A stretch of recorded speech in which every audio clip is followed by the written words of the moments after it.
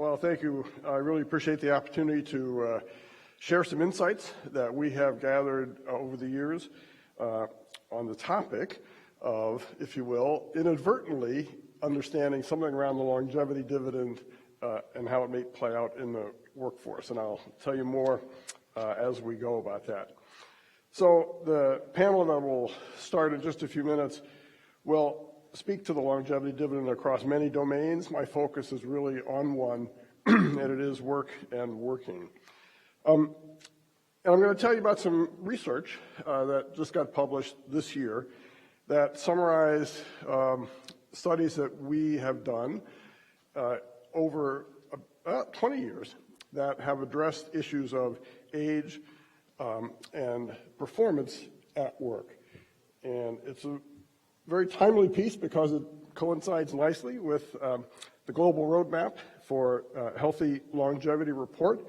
There's a great deal of consistency between what we have found in our work with employers and what is in the report, and I'll give you a specific example of that.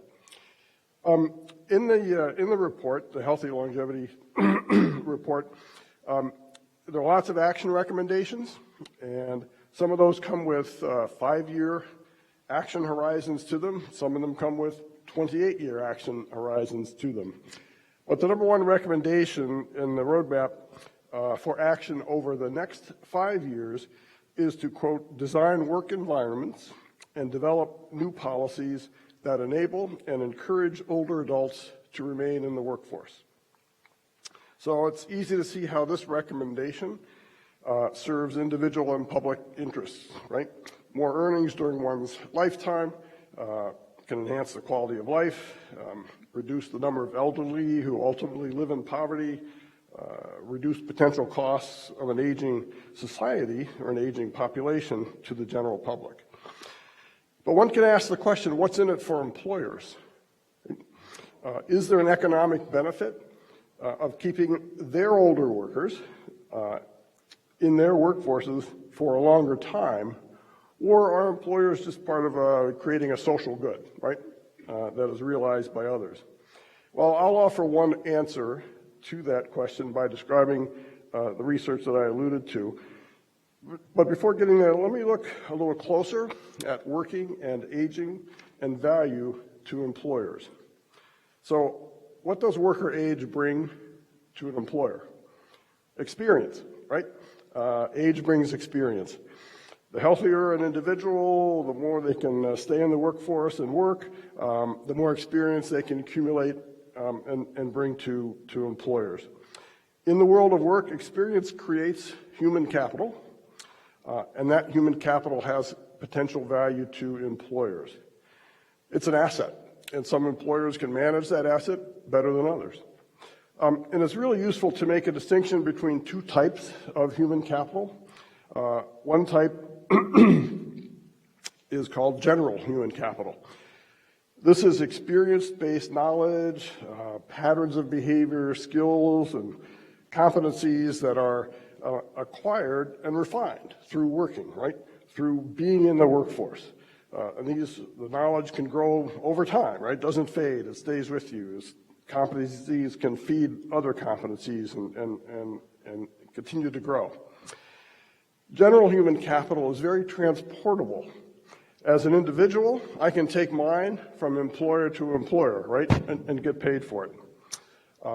As an employer, I can go look for it and find it in the labor market, right, and buy it, bring it in. So years in the workforce, right, the more years in the workforce, which is often proxied by age, is a measure of general human capital. A second type is called firm-specific human capital. This is the know-how, the distinctive social networks, the capabilities that arise from the experiences of working in the same organization over a long time, right? Using its systems, its processes, its intellectual capital, the properties that are unique to that organization. So firm-specific human capital has value mostly to one employer, right? It's not so transportable, right? Firm-specific capital typically is measured by how long a person has been with that employer, tenure, years of service with the same employer. So each of these can accrue, right, with age and work. But as we shall see, these two types of human capital do not have equal economic value to employers. So how does this all fit together? How do age and these two types of experience-based value relate, say, to business performance? And that's the issue addressed in a paper titled Age, Experience, and Business Performance, right? That I happen to co-author with my colleagues Haig Nalbandian and Nick Anderson. The paper appeared in the journal Work, Aging, and Retirement earlier this year. It's an open source peer-reviewed research report, so please download it, right? It'd be great to get the word out. The paper is based on findings from separate studies that have been conducted in 23 different organizations across a variety of industries: healthcare, financial services, manufacturing, retail, others as well. Each of the studies assessed, among other things, the impact of age and tenure on financial performance. In other words, each study assessed the impact of general human capital and firm-specific human capital on financial performance. Financial performance was measured in participating organizations as they measured it, meaning monthly revenue or measures of profitability or revenue growth, et cetera. But if you're in business, these are key measures, right, that you live and manage by. Work units in these 23 organizations were studied over periods ranging from several months to several years. And all in all, the 23 studies captured nearly 1.25 million person years of employee on-the-job performance, okay? We pooled these 23 separate studies. We did a meta-analysis, and let me just give you a couple of the key results that came out of it. First, we found no impact of worker age on financial performance. No impact of age. Right? Not a negative impact, right? No impact. This may be counterintuitive to those who believe work performance declines with age. That's an outdated notion. It's also indicative of what we already know about that it's time to get rid of ageism in the workplace, but no impact of age per se. The second key finding for today's session that I'd like to highlight is this, that there is a significant positive impact of worker tenure on performance. That is, the greater the tenure of workers with their current employer, the better the financial performance in that business, regardless of the average age of employees. So tenure and age are correlated, of course, right? As we work and as we accumulate experience with our employer, with that employer, we age. As a result, organizations' longer tenured employees tend to be their older employees. Okay? And what these findings tell us is that what matters to business performance is not the value of the general human capital created by aging and just being in the workforce, remaining at work. Rather, what matters to businesses and business performance is the value created by firm-specific human capital that comes from aging and working in the same organization. Okay? That's an important nuance. The longevity dividend is real for employers, but it is a firm-specific dividend, right? So there's no question that good health and staying in the workforce has dividends for the public, for individuals, right? But the direct dividend to employers appears to come primarily from the enabling of long tenures, right, and health's role in enabling that. So this means that investments that employers can make in their current employees' health and well-being, that practices employers can implement to help extend the careers of their current employees can pay off, because those investments and practices will enable their people, right, to work longer, thus to build more tenure-based, firm-specific human capital to continue to contribute from that asset and deliver value to the businesses for a longer time. So it's in businesses' interest, right, to work toward realizing that longevity dividend, because the dividend pays off through the accumulation of tenure of employees. So with this in mind, I might offer an addendum to the roadmap recommendation number 1, an addendum that specifically targets the interests of a pretty big stakeholder group in the healthy longevity space, which is business organizations. Let's call the addendum recommendation 1A for the moment, and it might read like this. Quote, design work environments, invest in employee health, and develop new policies that enable and encourage older, highly tenured employees to continue working and to continue to contribute to the financial success of the business.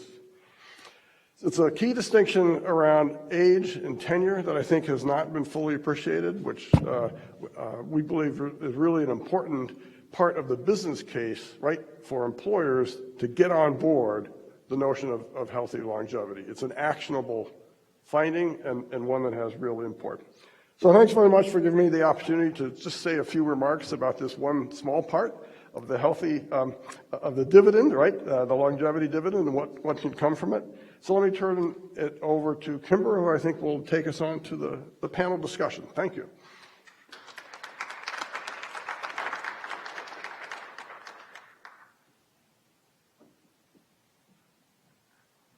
Great, thank you for those remarks. Right now I'm going to invite Dr. Linda Freed up first to make her remarks, and then she'll be inviting the full panel up for a discussion.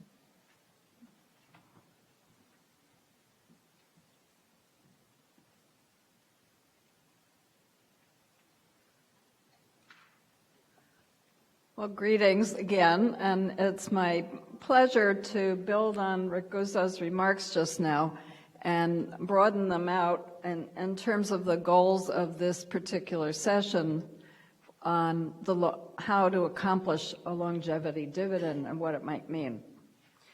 What it might mean, of course, both for individuals and for society, how we build a longevity dividend and how it can deliver value. This, of course, I think you've already heard in several different ways, will be a dividend that results from creating roles that older people want and need in society, both in the workforce or in community and volunteering roles, and probably a wide range of roles that are valued, bring meaning, purpose, dignity, and the ability to make contributions. These roles would bring opportunities for meaningful engagement and valued and needed productivity and contributions, for improved financial security when it's needed, and would, in the aggregate, strengthen both the economy and people's well-being. But to accomplish these outcomes of healthy longevity is going to require intentional investment and transformation of our policies, our systems, our organizations, our practices across multiple sectors, and our realization of where the huge value lies in the opportunity we can build in order to achieve Vision 2050. Many people in high-income countries, of course including the U.S., are going to need to work more years to support longer lives, with more financial resources in addition to Social Security. And if they are healthy in their longer years, it will enable them to work if they need to or want to. A study done a number of years ago asked older adults what they wanted to do with their time. And the answer was that they wanted to stay engaged. They wanted to stay engaged, for some of them, in paid work, for some of them in making contributions to those around them and to improve their world in ways they never had the opportunity to do so before.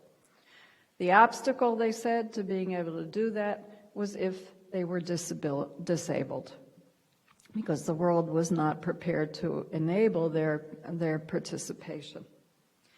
And so setting goals for healthy longevity in ways that we will continue to talk about today could unleash those opportunities that people are seeking.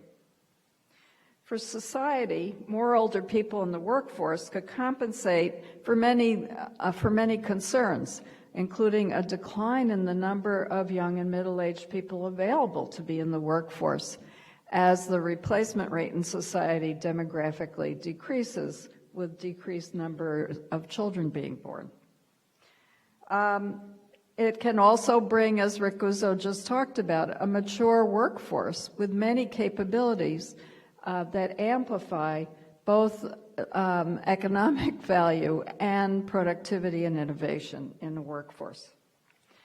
Among the benefits to society from older workers, there's strong evidence that age diversity in the workplace improves team performance, productivity, and innovation. Importantly, contrary to what has been called the lump of labor fallacy, the labor force participation rates of older people are really positively correlated with whether there are jobs for young people. In other words, when older people are working, more younger people get to work as well. Now, there are a number of obstacles which we're going to explore in this session as to how to expand the size of the older workforce, how to make it possible for more older people who want to work and need to work to do so. Certainly, we know that workers in poor health are more likely than their healthier counterparts at older ages to transition out of the workforce and into unemployment, disability pensions, and early retirement. Thus, how well we create healthy longevity, how well we invest across the life course in enabling people to age with health is going to be a huge modifier of opportunity for both individuals and for society.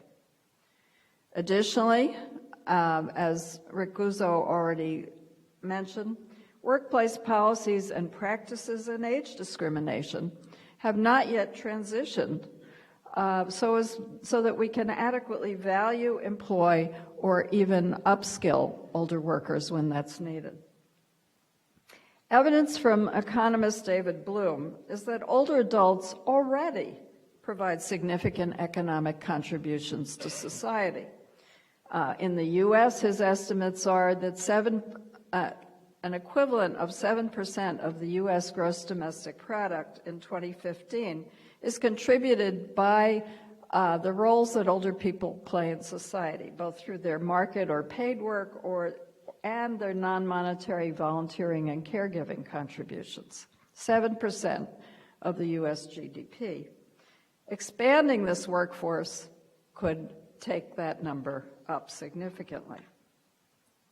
Turning to non-monetary activities by older adults, meaning unpaid volunteering and caregiving, they both also contribute significantly to our societal strength. In the U.S., Dr. Bloom's estimates are that the economic value of these non-monetary contributions of older adults in volunteering and caregiving range from 40 to 61% of the if you monetize the value of them, the monetary value of paid work. And that's in the face of very limited volunteering opportunities in the United States for people to use their assets and make the kinds of contributions that they want to do. Despite that, there are already 27 million older adults in the U.S. who currently volunteer in their communities. But, as I said, these volunteer roles do not utilize the full array of talents of older adults. They were, many of them, designed in a different age with different expectations than are now possible. And they certainly are not at the scale that matches the desire of a large proportion of older people to be contributing to their community. And if you imagine the assets of older adults deployed at a time when, in 2050, when 22% of Americans are over the age of 65, you begin to see the power of what a highly capable older population can bring to society. There's even more value here to the non-monetary contributions that older people bring. Formal volunteering in later life actually helps people stay healthy and functional. And well-designed volunteering roles lower mortality risk and depression and can improve cognitive and physical function. Conversely, if older adults are working or contributing through other roles, when ill health does occur, to older people. Events like heart attacks or strokes reduce the likelihood of employment, for example, by a third for women and for men and 20% for women, meaningfully decreasing their earnings and labor market activity. And similarly, volunteering likelihood decreases by 20% in the face of an acute episode of ill health. So continued investment in the creation of health in older age would also have significant benefits in terms of people's ability to stay engaged and in terms of the strength of our own economy. Given the many assets that we accrue as we get older, combined with the pro-social goals of older adults to contribute to the well-being of others, we are societally leaving on the table a substantial amount of health, well-being, and productivity with our current limited roles for older adults. The evidence is strong that we can unleash a tremendous amount of social and financial capital, improved health and well-being for older adults who can remain engaged, and the ability to meet basic human needs of self-esteem, socialization, connection, and cohesion through the roles that people could continue to play in society that bring meaning and purpose and visible value. These roles could solve not just their own goals, but actually could create an engaged older population in ways that perhaps we never envisioned before, but that people really want. And in that creation at scale could solve other issues like the amount of loneliness and isolation that older people in the United States currently experience as a default situation. In these discussions about the longevity dividend, healthy longevity, the creation of a long health span for all of us, can be thought about as the key in the lock. And at the same time, the value that an engaged older population with health can generate can be thought of in a different way as resources saved from needing higher healthcare costs that can be redirected to further investment in human capital and ongoing transformation of to a society that we don't yet have designed for healthy, longer lives. All of this, of course, needs to recognize that many people currently and in the future will continue to age with ill health, with disability, and how we design for a diverse, heterogeneous population that enables people to contribute the capabilities and meet the goals that they have, regardless of health status, needs to be part of our vision. So given this background, and more that we'll hear about in a minute from our panelists, the National Academy of Medicine's Global Roadmap for Healthy Longevity identified key targets for initiating the creation of the longevity dividend in the next 5 years, starting now. To initiate the process of creating this longevity dividend and to reap the high return on investment, the key targets are, first, the government and the business sector should design work environments and develop new policies that enable and encourage older adults to remain in the workplace longer. Second, that we need to develop new and extended formal volunteering programs that provide older adult volunteers with roles that offer not just meaning and purpose, but the opportunity to make significant contributions to their community and to next generations with impact. Promoting intergenerational service as part of this would significantly strengthen intergenerational connection and cohesion in a U.S. society that is now described as the most age-segregated society in the history of the world. We would then have the beneficial impact to society from enabling older age as what I might describe as the pay-it-forward stage of life, when health is adequate and personal goals for leaving the world better than you found it can be achieved. The third recommendation is that governments, employers, and educational institutions should prioritize investments in redesigning educational systems to support lifelong learning, growth, training, and retraining. Government should also invest in the science of learning and training for middle-aged and older adults.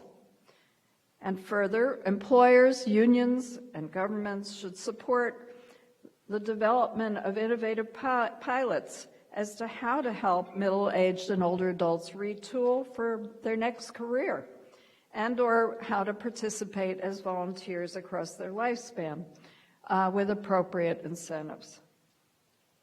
Enabling older adults to stay engaged, to meet their own needs for income or their needs to contribute to society and give back will have many secondary and powerful spin-offs, from increased health to increased jobs for the young when older adults are employed, to increased workplace productivity with an age-diverse workforce, to societal contributions from the contributions of older adults to community, to strengthened intergenerational connection and cohesion.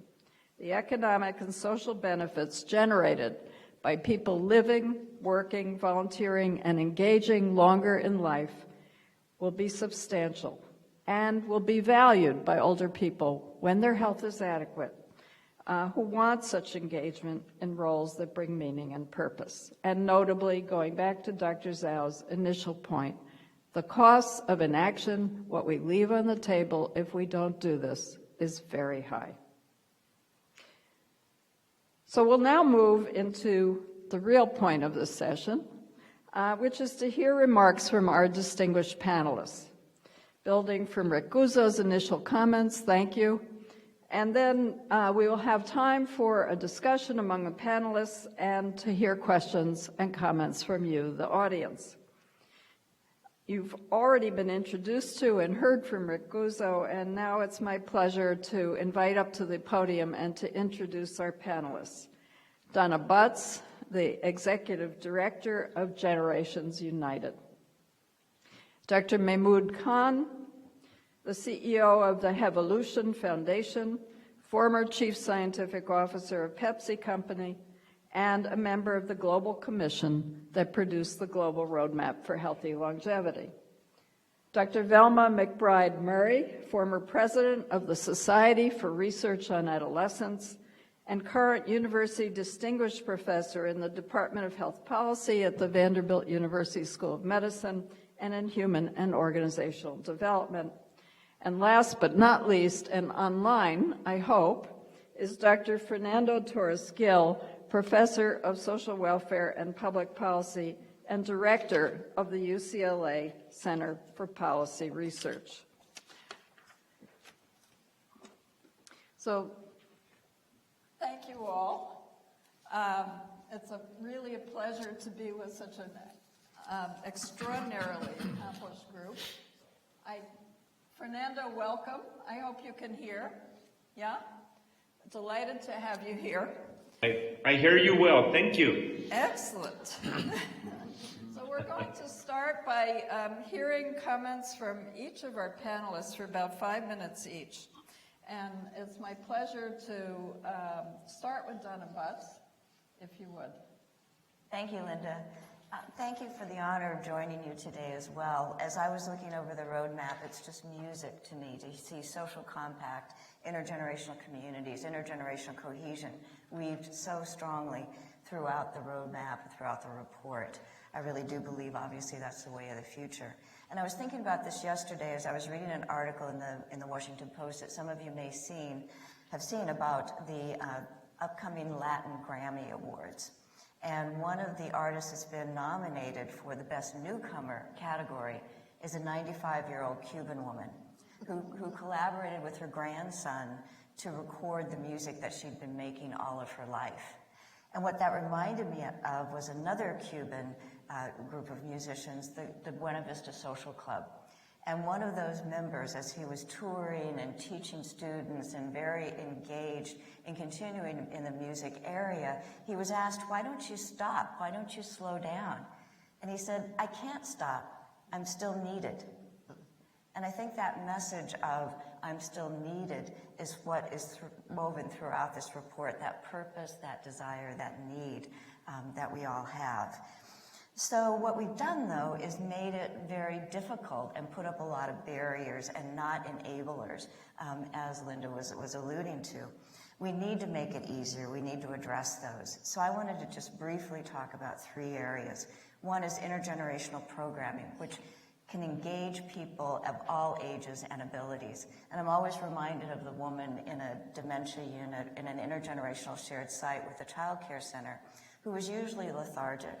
And there was one time a day when they would bring the babies in to be held.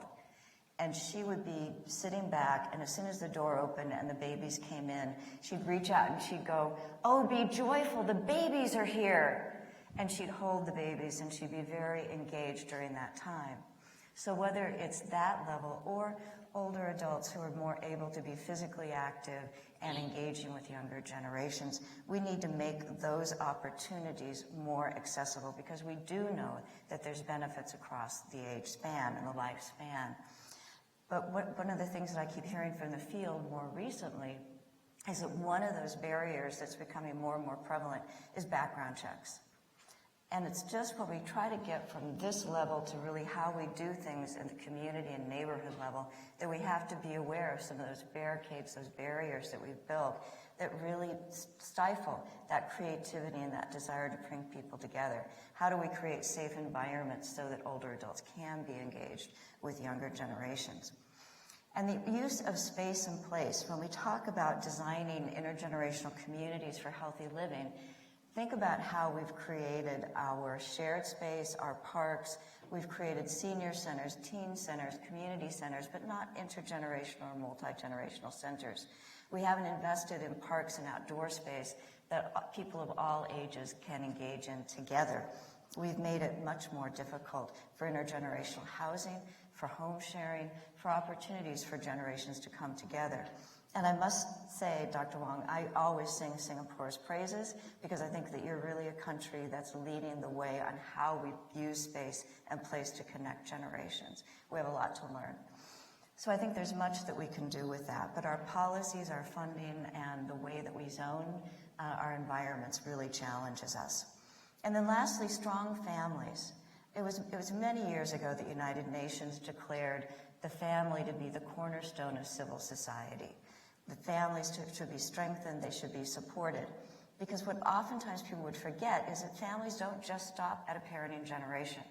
And what we're experiencing now is that incredible opportunity of families that are 4, 5 generations.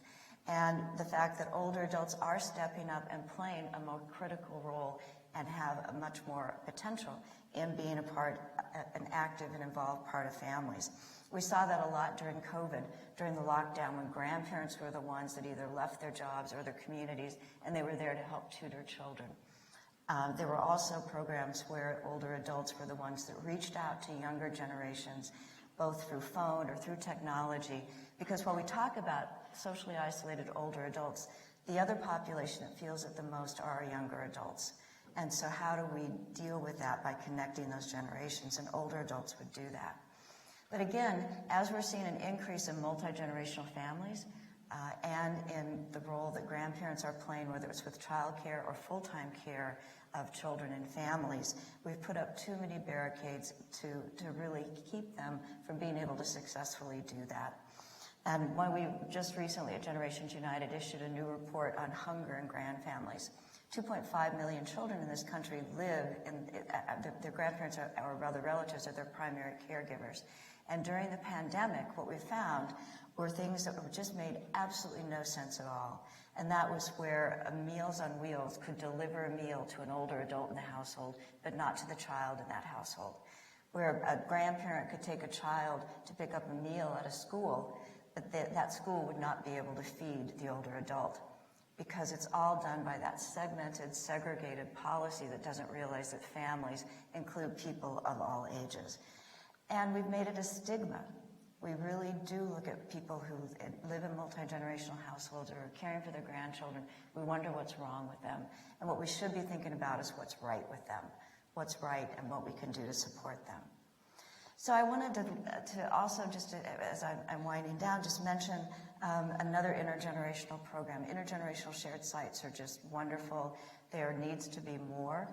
We need to look at how to encourage those. I was at one in New York, an adult daycare center and a child care center. And the one thing that was so obvious is that you would have children acting out. You'd have older adults who would be non-responsive or lethargic. And when you put the two together, the children calm down, the older adults get more lively. And as I was told, they rise to meet the expectation of the other. They rise to meet the expectation of the other. So what are our expectations going to be of an older generation and this longevity bonus and opportunity? We need to make sure that we set the bar high and we make it achievable. Thank you so much. I'll now turn, I think, going down the order of the chairs here to Dr. Khan. Well, thank you, and it's truly a pleasure and honor to be here. And I spend most of my time participating in these discussions as a student and really taking in all these different perspectives. I'm going to take a slightly private sector perspective and probably raise more challenges and questions for us to think about and learn more. There's no question in all of these discussions our reporters very eloquently laid out the opportunity, the GDP contribution, the arguments are strong. The question I ask myself is, so how do we actually land this plane? How do we implement these? What can we do now? And why? And what are our arguments for doing it? Let me start with a fairly simple statistic from the US government's labor statistics, which are similar in Europe and other developed countries as well. About 50% of the US science-trained workforce is, based on current rules, going to retire within the next decade. The average age is somewhere between early 50s to mid-50s for that workforce. If we don't do anything else, about half of them are retirement eligible, will leave the workforce, and forget anything else, I can tell you, having served in executive roles, there is no pipeline of young people to fill those jobs. So this is not just manufacturing, this is not just in R&D, this is across. And so the question that's imminent now, every year, means a chunk of these very knowledgeable workers are leaving the workforce, not keeping jobs that others could fill. We can't fill them. So what is it we need to do? And the point I would like to add to today's discussions is not just how to keep these workers in the workforce because employers need them. This is not for the elderly, this is for the employer. The second, and that's a competitive issue, it's a GDP issue, it's a social issue, but the other part of this, and I'm delighted to be sitting with educators, is if we just keep them in the workforce and do nothing, we've delayed the inevitable. We basically delayed it by 5 years, 10 years, but they will retire at some point or not be able to work anymore. So we have a point and a window of opportunity to not only keep them in the workforce, but actually do knowledge transfer. We all talk about succession planning in a hierarchical system, but this is a system-wide succession plan. How do we take their knowledge and accelerate the transfer of that wisdom that we've heard about into this younger workforce cohort? And we don't have a choice to allow that to take 25 or 30 years. What are the capabilities, the new programs, the new incentives, the government policies that will allow employers to not only keep them in the workforce, but figure out mechanisms for that knowledge transfer to occur, those skills to occur? This is true in the manufacturing sector. It's true in the services sector. It's the transportation sector. It's true in R&D and science sector. Okay? Perhaps also in the academic sector. I can't comment on that, I don't know that. So the point I'd like to add to this discussion is not only is this a whole of society issue, in fact, you can't solve it without the policy, the educational sector, and the private sector working together on saying, how are we going to do this? The last piece I want to add is on the opportunity side. And I reflect back on my experience in different work environments. And the simplest example I'm going to give is walk down the supermarket aisle. And many have written about this, but if you walk down the grocery store and ask yourselves how many of the products on the grocery shelf were designed by people who actually understand what this 20% of the population wants and needs, whether it's from a nutritional composition, a product package size, format, or even being able to read the label. And I'm not talking about creating a separate shelf for, quote, elderly people that nobody wants to shop. So if you actually go into large corporations where this design work is done, where the mass of products are made for the majority of shoppers, how many older people will you find on the design team? So some of this is going to come back to rethinking the actual business and services and products scale businesses are in. This is going to take not only entrepreneurs to challenge the norm, and yes, older entrepreneurs typically actually are more successful than the young image of the dot-com entrepreneur. That's not the case. It's a myth. We've heard that. But how do you allow that disruption now to scale within large business environments and bridge that understanding of this opportunity on services and products, not just fintech, but very mundane, everyday things that are part of our lives that leave business growth and opportunity on the table.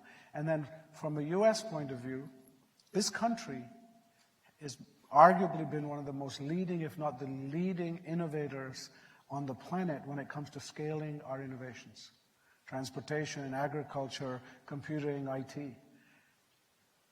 There's an opportunity to actually create innovation which can be scaled globally and allow this country to lead in that sector as well.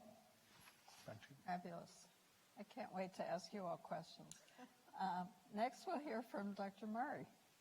I'm delighted to be here and to be a part of this panel. And like my colleagues, the report is quite ambitious. And the words that came to me as I was reading the report is that it's going to require a culture shift, truly a culture shift. No doubt, the report did a great job of talking about the benefits of education and the need for us to begin to invest in the retraining and the education of the elderly, because it creates opportunities. It creates opportunities for people to have better health. But one of the critical issues that I will talk about today, which I want us to think a bit more about, which I feel the report should escalate a bit more, is the inequities that are historically inherent in the fabric of our society that creates challenges for individuals over the life course. And so there are individuals or subpopulations that begin life with barriers and adversities, and these barriers can be related to a sundry of reasons: phenotypic characteristics, religion, SES, abilities, but it reflects where people are in terms of their social position and the sense of being othered as a member of the society or marginalized. And so the life course perspective allows us to begin to really recognize that it's impossible to understand healthy longevity, aging, or dividends without looking at the experiences that people have had beginning in the very early stages of their life, including beginning at conception.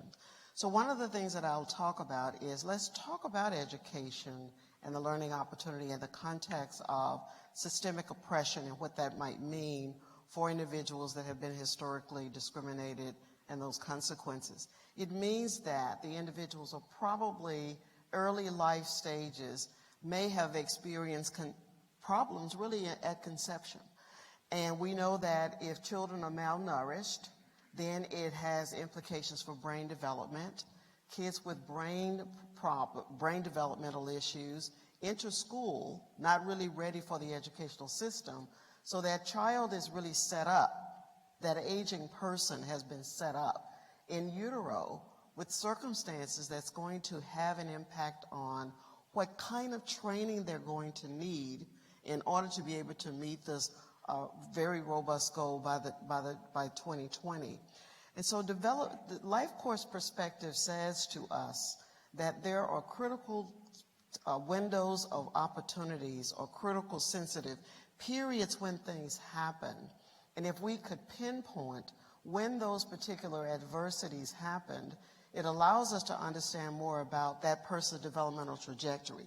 So it doesn't just occur, and this whole notion of investing in aging for minoritized populations, it begins much earlier. And so if we're talking about redesigning the school system or the educational system, it means designing it such that all individuals have access to equitable and accessible learning opportunities, and that it starting with the aging population in this endeavor doesn't begin with the same playing field, because we aren't starting at the same places. And that sense of recognizing historical oppression and systemic racism has to be layered on top of the way that we look at who is aging how, and reasons why we may have to really think about different modalities of educational training for individuals whose entire life has been really met with inadequate access to quality educational structures. The other thing that is important is schools are institutions where a lot of these individuals have had these adverse experiences. So the thought about different platforms of providing education is going to be very important, because it may mean that many of these elderly people don't want to receive their education in systems that have already been oppressive. And we've got to prove to these populations that have been marginalized that there is going to be benefit in investing in this roadmap. They have to see that what is going to happen in this roadmap is meant for them, because they have not been included in the social structure of this society. That's what minoritized and marginalization means. It means that there are pockets of people who have not had the opportunity to benefit from the way that we're thinking about this aging process. They enter the world at a disadvantaged state.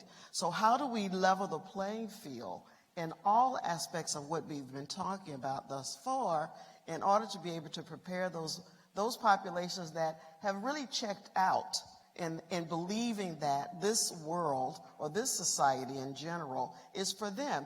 And you look at the political structure now, where we're rewriting that historical traumatic time for these populations and saying that we no longer want to talk about enslavement and all of the Jim Crow laws.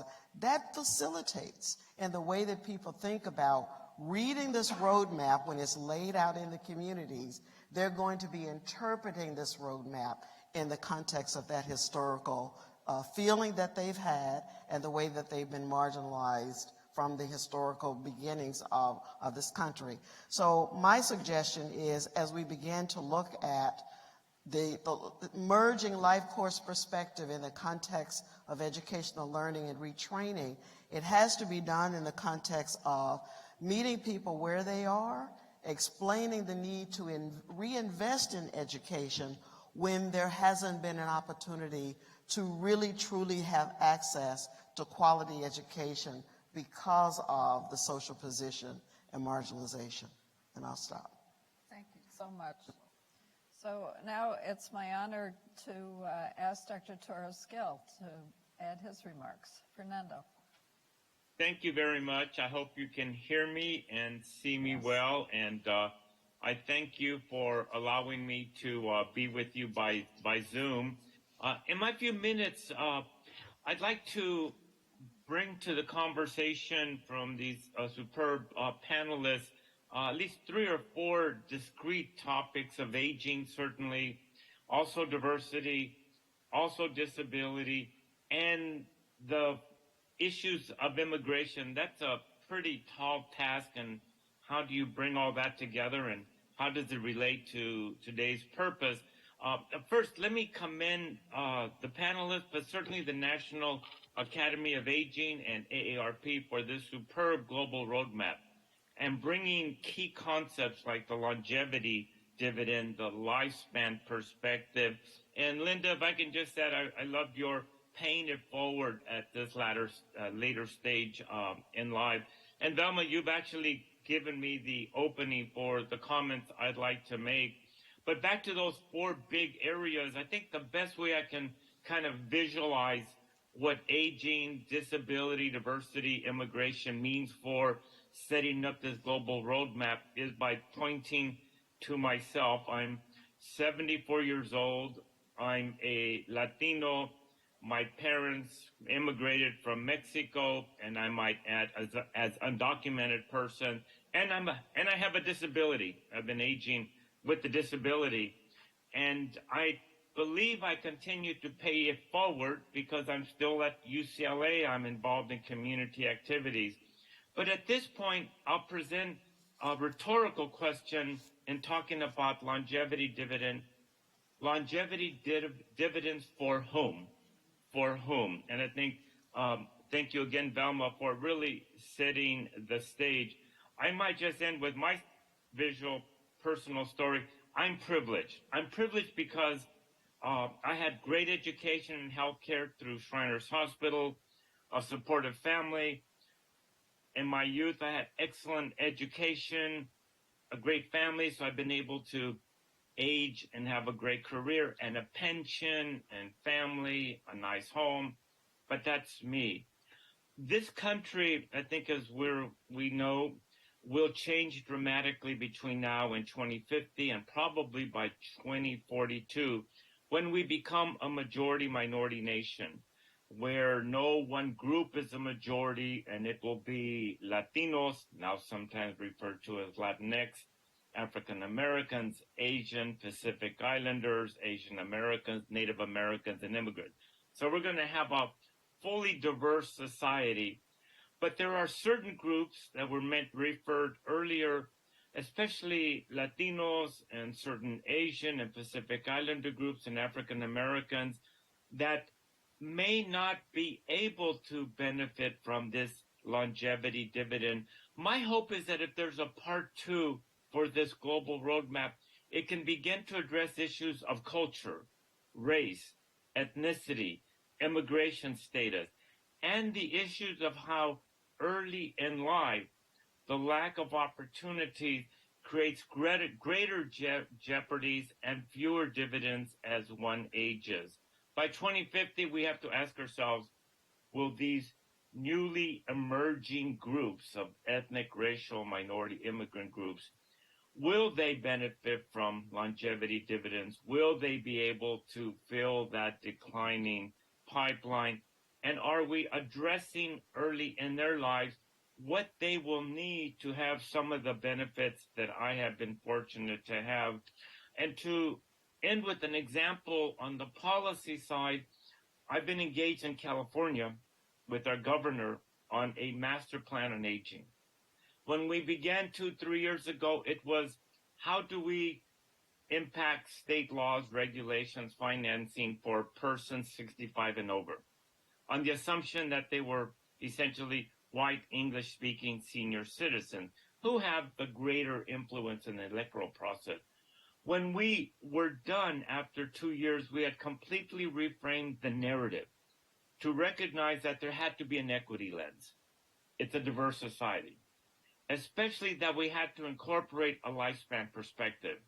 And it was no longer about what do we do for persons that are considered older or older adults, but what do we also do equally for younger cohorts in California, especially for Black and brown youth, who have a whole series of health and insecurities early in life for education, for healthcare. And if we don't address that, they will grow older to be poor, disadvantaged, and poor health. And so much of our efforts in California now in this lifespan perspective is to work at the front end to enable individuals, especially ethnic minority youth, to be able to age better health. And then, of course, to work on the economics to increase retirement security.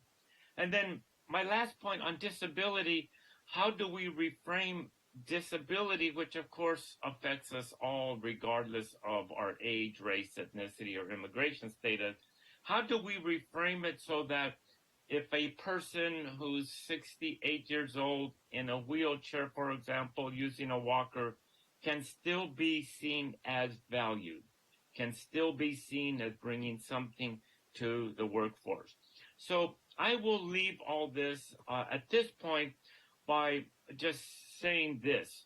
We will have a whole different type of population in the United States by 2042, a majority minority society.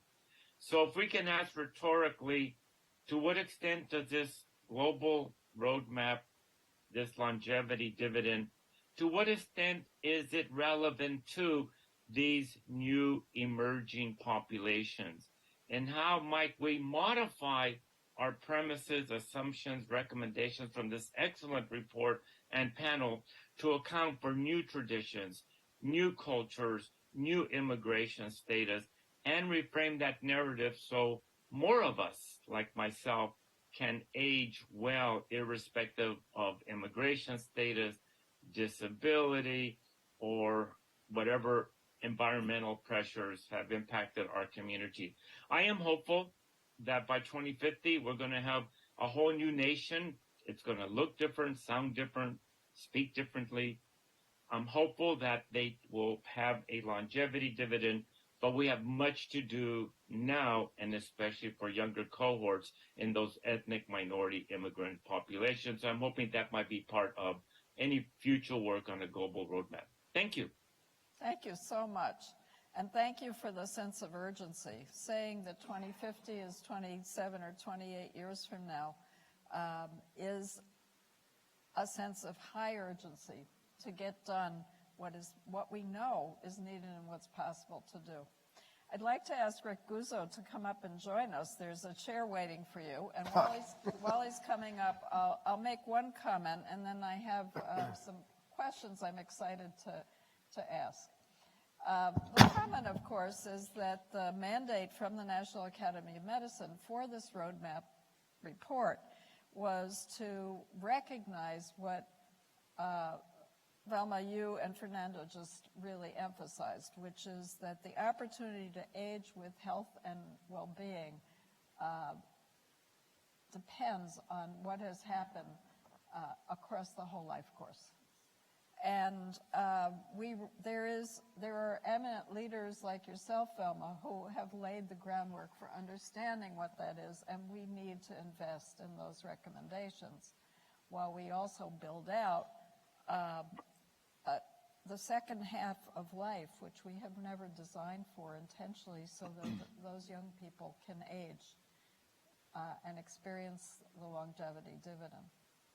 So I'd like to actually go back to one of your and Fernando's points and ask you the question you raised, which is so important, which of course is what do we need to demonstrate to historically disadvantaged communities to show the value to them of what healthy longevity could be? You know, what I thought about with that question, Linda, is I thought about what happened in these communities during COVID-19, where there was all kinds of efforts to try and increase the uptake of screening and testing, and then the vaccine. But it only occurred when there was a partnering with the community for the community to talk about the strategies by which this would happen. So in order to be able to increase the likelihood that this roadmap is for the populations that have been marginalized, and I think about even the term disadvantage, what does that really mean? But it means that there are groups of people who have been really disproportionately, historically left out of the system. They have to believe that what is being recommended and planned for them, that they can trust it. And the way to trust it is to go to the communities to help them, help us design what we're going to do as it relates to laying out the strategies and approaches for this roadmap. And then not only to go into the communities, we call this in my world community engaged or community participatory efforts, but it's a way that they can then see themselves in what is being planned and proposed. Because it's difficult for people that see, when I get a college education, that the likelihood of me owning a home is less likely than a white person that dropped out of high school. When you see that, these are real data. When you see that, then the question is, why would I invest when the yield is not going to really benefit me? It has to be proof that we mean this, but there has to be changes in our entire fabric. You know, our entire system has to begin to grapple with systemic racism because it's a part of the way we do what we do. And I don't know how many minoritized populations are going to believe that this is going to be real because, whoa. Because the proof is in the pudding. Thank you. And Fernando was making. Fernando, do you want to add to that? Yes, just a quick comment. I would also add to these important comments that let's not assume we fully understand what various ethnic, racial immigrants think or view about aging, the lifespan perspective. So the reality is, I don't think that's quite within their everyday, realities of trying to survive. Let's also recognize, as we've seen in our studies for Korean and Mexican and Puerto Rican and other populations, that among their elderly and older population, there's some real positive concepts and virtues. We refer to them as resiliency, very resilient. And in fact, for many of these traditional groups, they're already practicing the lifespan perspective, intergenerational households, having less age-segregated family ties, and more likely to want to take care of their youth and their elders. So I would also inject into this, let's not assume that these new diverse groups, are somehow isolated or outside our understanding of successful aging or longevity dividend.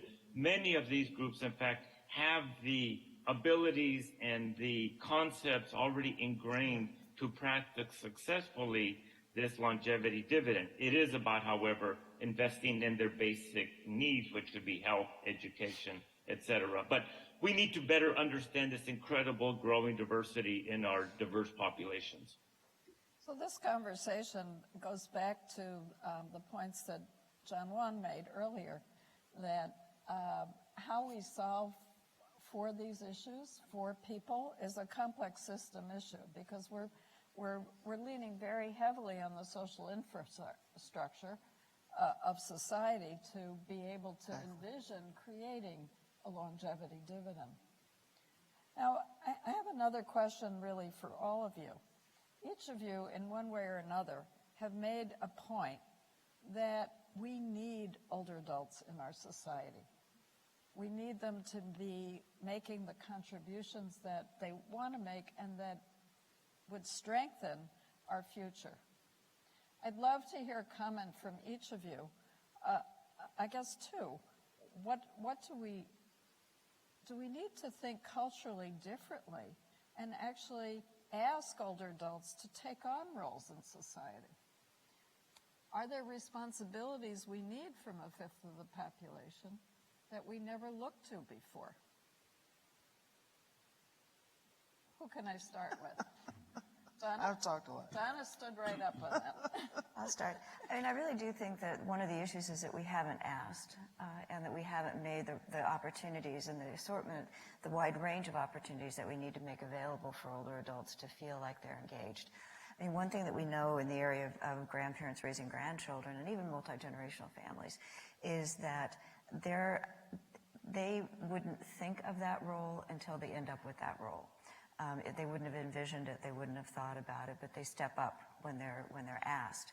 And I think that in a lot of cases, we have older adults that don't have that opportunity to be asked, or who feel like they don't have the gifts.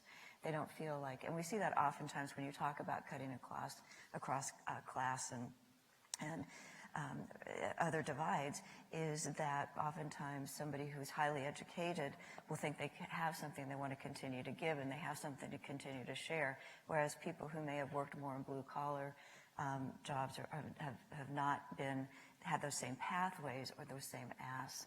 So it's really coming up with the opportunities, but I also have always felt like it's something that we don't need to be so nice and sweet about, but we need to be a little bit more in people's faces about, that this is good for you.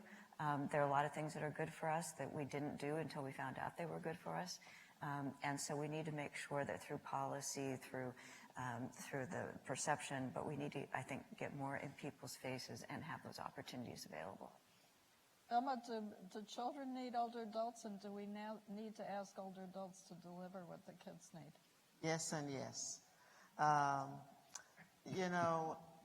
think, yes, children need older adults, and children and families need their grandparents and their great-grandparents if they're fortunate to have them still with them, because it's a transmission of who the family is. What we know from our own research is that when children are interacting with older adults, that Black kids in particular, they develop a really strong sense of self and a sense of belonging and belonging to systems much larger than they.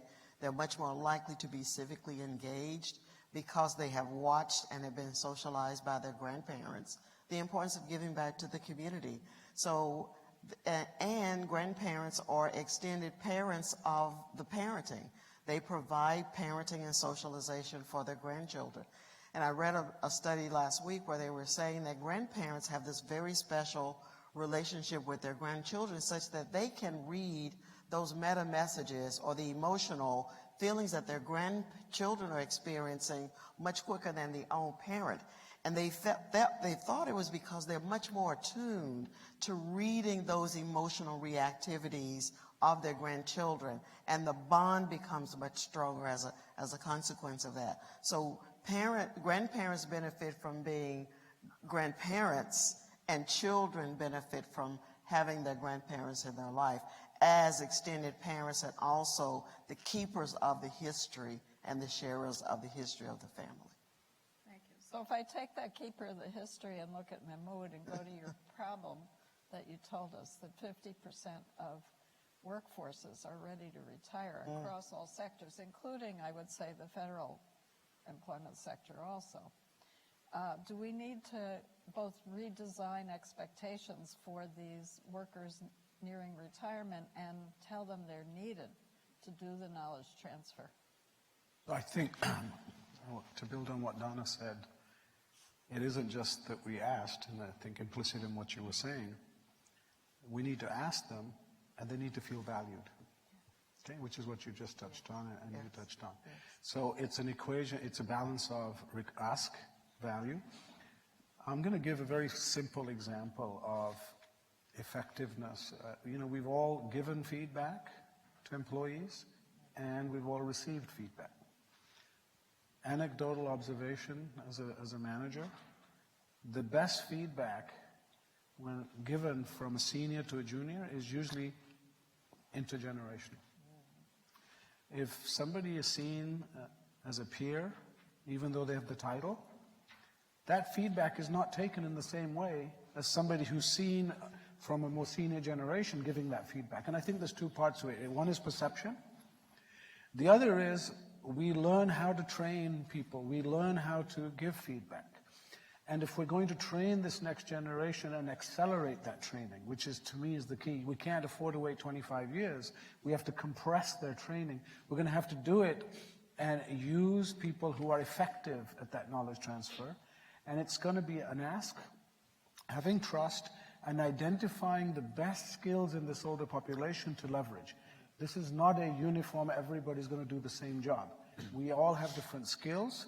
And how good are we systematically and how effectively are we as employers, government, private, or academic or nonprofit, at actually identifying the older workforce's skills so that we best utilize them and target them? I've never seen a program that actually looked at saying, now at this point in your career, what are you really good at? I challenge, where does that exist? And yet, it's immediately needed. So my own observation is that most jobs in society were designed when life expectancy was 47. Yeah, sure. And we have not added an appreciation of what assets we accrue that could be incorporated in the job. Rick, to you, and given your points about the value of employees staying the long term with an employer, what do employers need to be doing to create that longevity and to be actually utilizing the assets that people accrue? You know, I think there's an old mentality around the notion of retirement and managed retirement around, it was all about the orderly transition of people out of the workforce, and that was good for business, right? There's a failure to appreciate the point, right, that is not so good for business, right? Actually, there's a lot of wisdom and capability that retains. So I think there's the culture change, if you will, a mindset change on the employer side, but I'd also offer that there's a mindset change that needs to happen on the individual side. I'm valuable, right? And I don't have to buy into the notion that I need to be, part of an orderly transition out. And I think that just as organizations, as employers don't appreciate the value, right? I think individuals sometimes undersell themselves.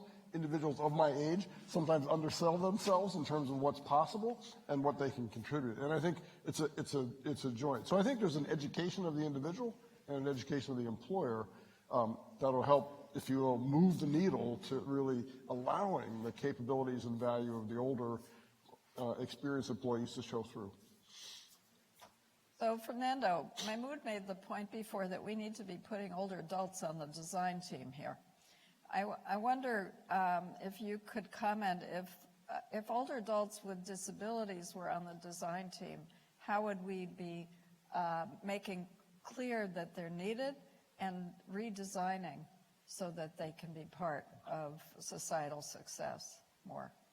Thank you for that. And yes, I think the premise in our conversation, which I fully agree with, is we need workers and older workers and workers as they age to somehow stay in the workforce.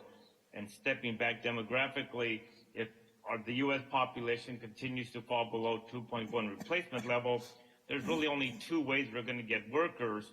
One, of course, is through immigration, foreign workers. That's a whole nother issue. But the other is to keep older workers like myself in the workforce. Most of us, as we get older, will have some type of disability, whether it's visual, cognitive, hearing, physical. We're all going to face the vicissitudes of aging.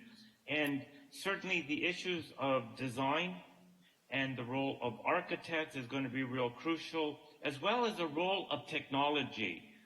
That can really enable many of us to stay in the workforce. But I really appreciate what was said. First of all, is to what extent does the employer allow for that, and to what extent does the individual like myself accept and has a level of self-awareness to speak up and say, I can do this, I cannot do that, but if you enable me with this and this, I can continue to be productive. And then lastly, however, let's not forget that we're still struggling with the isms, especially ageism, ableism, and sexism. And so we also have to change that mindset about the value of older, disabled female workers. But yes, much can be done in the workplace, in the infrastructure that sustains work to enable persons of all disabilities to continue to stay engaged and productive, and all the benefits that go with that. Thank you so much. So we are unfortunately at time. We probably could ask each other 400 more questions and have a really rich discussion. I invite the audience to continue the discussion over lunch, and we'll look forward to much more rich reaction and building, as you all said, on on the table that the roadmap's trying to set. Thank you. Thank you. Thank you.